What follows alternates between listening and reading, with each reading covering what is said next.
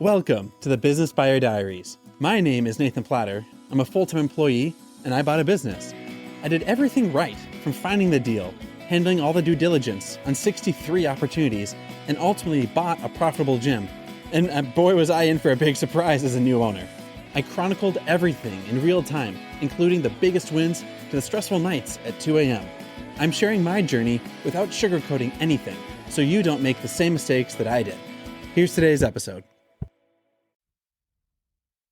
All right, well, today I caught up with one of the sellers, not the accounting one, but the one that was more of the face of the studio, and just had a good chance to check with him. I really appreciated that he reached back out a few more times just to be like, hey, let's have a check-in call, let's talk and do strategy and like want to be available, want to be helpful. I really appreciated that. When I get in the weeds or when I get like overwhelmed at work, I tend to like shrink up and get into like producer mode. And I forget to like ask for help or to bounce ideas around with people. And that ends up being a struggle when it comes to, I take on too much and then I just get slowed down and then it's too much. So Selfie's like, hey man, let's have a catch up. Love to talk about this and this or whatever makes sense. So it's really appreciative. And I don't know, something that I'm learning along the way, just to be figuring out how to always have a good, solid running staff, because at the end of the day, if folks leave or want to change roles within the same company, you're going to be in a bind if folks leave and ditch. And for lack of better terms, it's that daily trust. Like, are the staff going to stay here day by day? And they're trusting you. Like, am I going to keep my job here day by day?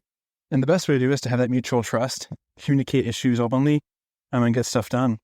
And it's tough because if someone quits because they get a new job, well, now you're in a bind, especially if you're an absentee owner, which I'm pretty absentee owner. And so if any of my staff were to leave, that's quickly an issue. And like, who's going to open for the mornings? Who's going to open for the evenings? Who's going to schedule sessions? Who's going to do whatever? Hey, Tiffany. Hey, doing well, yeah? And like instantly, like you're in a pinch really quickly. And not that it's an irreplaceable role, but it's a tough role to fill on the spot. Like who can come in from 4 to 7 p.m. or 8 p.m. and then who can come in from 4:30 a.m. to 11:30 a.m. Like, that's a very select number of people. And if someone's looking to switch jobs and be like, hey, give me 2 weeks notice, see ya. Like 2 weeks is not even enough time for like gathering resumes, let alone making a hire decision, let alone like having them semi up and running. And then on the flip side, like for being the business owner, if someone has to go out and like I have to fire someone, I don't want to hire that person beforehand and get them trained up as much as possible. Because I'm not just going to fire someone and now I'm in a pinch. I got to cover my own bases too. And so it's this weird two-way of communication. And if you have to make a tough decision or someone's going to get the other person, someone's going to be out in the cold, and figuring out the right way to set expectations, to communicate issues along the way. But at the end of the day, like, keep the business preserved. It's just tough. With some of the staff members, there's been some struggles with expectations, and if these two things pop up at the same time, which takes priority? And I'm going to check on time. It's not the same way that I would express that priority. And so that's tough. I'm not confrontational. I'm not good at doing that firm line on things. And that's something that I'm growing into. And they need to know, like, hey, this is how we're doing it. Is the main focus retention? The main focus new sales? Is the main intention a clean atmosphere at all times? Is the main focus creating organic content? Is the main focus recruiting new instructors and finding new vendors? Like, what's the big overarching focus? And what is it? People, process, product, I think, are the three pillars. And if your focus is on the people or recruiting, that's going to impact how you handle your time day by day. If you're focused on your product or what you sold people, or the process, how you get to the systems that you need. And so it's just really, really tough. And I'm thinking out loud because I don't know how to verbalize it. It's just tough. And so I think what I need to do, at least for myself, is to get some pretty clear written up job descriptions for my head manager, for my assistant manager, for my shift lead, for my head instructor, for my main instructors. It's like, hey, just so we're on the same page, this is what we're agreeing to. Shoot. I'm walking my dog and I forgot to get a new poop bag, and my dog is taking a dump now. Well, we'll walk back to the house, get up some baggies, and come on back. All right, by this tree. Okay. And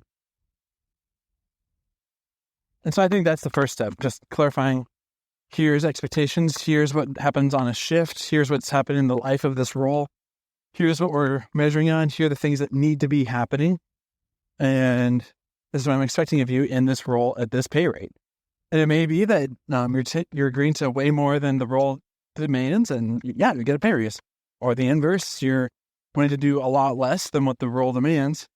Let's see if we can get into a lower paying role, because I can't afford to pay everyone hundreds of thousands of dollars if we're doing dozens of thousands of dollars of value to the business. The business will implode, customers get hurt, employees get hurt, I get hurt. And for lack of, it sounds harsh, but if you're going to have 340 people get hurt from a business going under, I'd rather spare 330 people getting hurt and 1, 2, 3, 4 people get hurt if I can help the crowd way more. So I think step one is going to be clarifying expectations. Who does what? Who is in charge of what? Stuff's going to fall through the cracks. It's not like every day is a perfect day, but what are day to day? What are the priorities? What are the bottlenecks? How can we allow each other to excel at what they need to do? And how do we proceed from here? I think just clarifying expectations is the first step, especially with the new hire, with some existing employees. Having written down, here's exactly what each person is up to do, and I'm rolling with that. Talk to the seller for their studio number 2.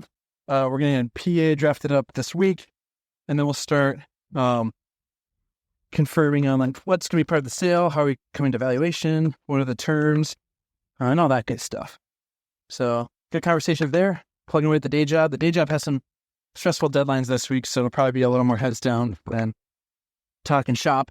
But that's where we're at. That's what's in the works, and a lot of stuff to think deeply about, and that's where I'm at.